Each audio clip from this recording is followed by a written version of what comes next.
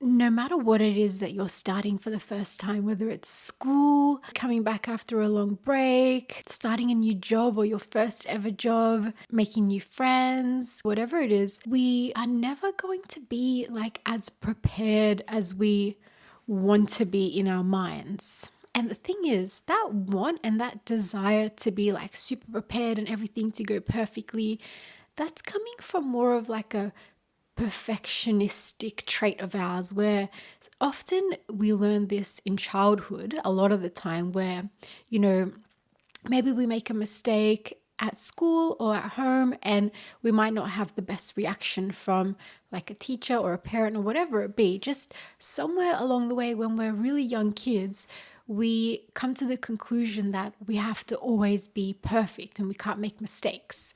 And it doesn't really help like with society as well. You go on social media and everything looks like perfect and polished and shiny. And so our brain gets a bit like distorted in a sense, where it seems to come to the conclusion that things need to always be perfect and it can't be anything other than that.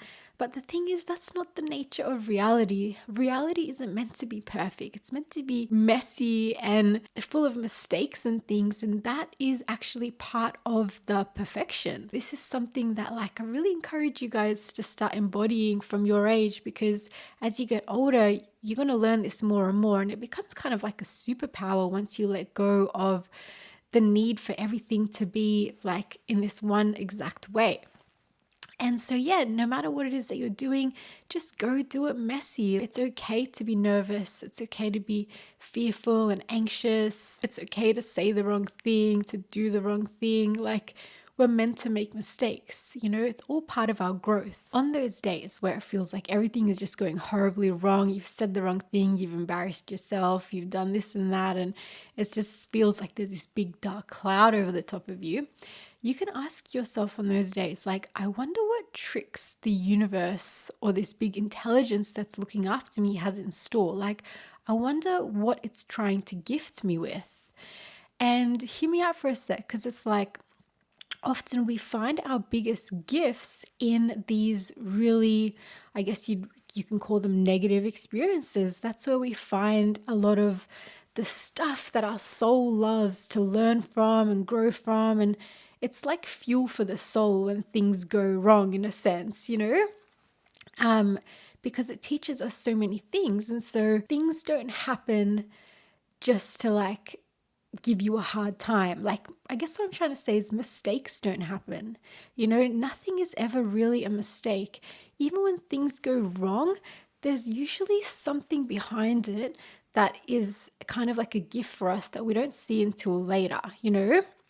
It could be protecting us from something else.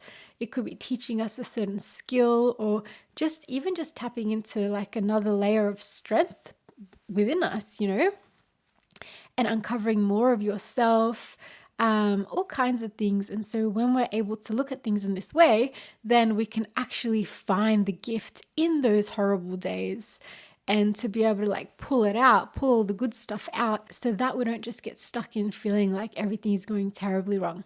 So there's no mistakes. And unless we are able to perceive life in this way, it will feel like one big punishment, because life can be hard. So we need to put our own meaning to it. We need to kind of like allow ourselves to form our own stories and ideas around why things are the way they are. And we may as well make those stories in a way that are going to be helpful for us, right? At the end of the day, your reality is completely based on the stories you create anyway. Nothing really has any meaning until we put meaning on it. So we may as well put meaning on it that's going to be helpful for us. Yeah? Okay, well, have a beautiful day. And just remember, no matter what it is that you're starting, it doesn't have to be perfect. You starting it is the perfection in itself.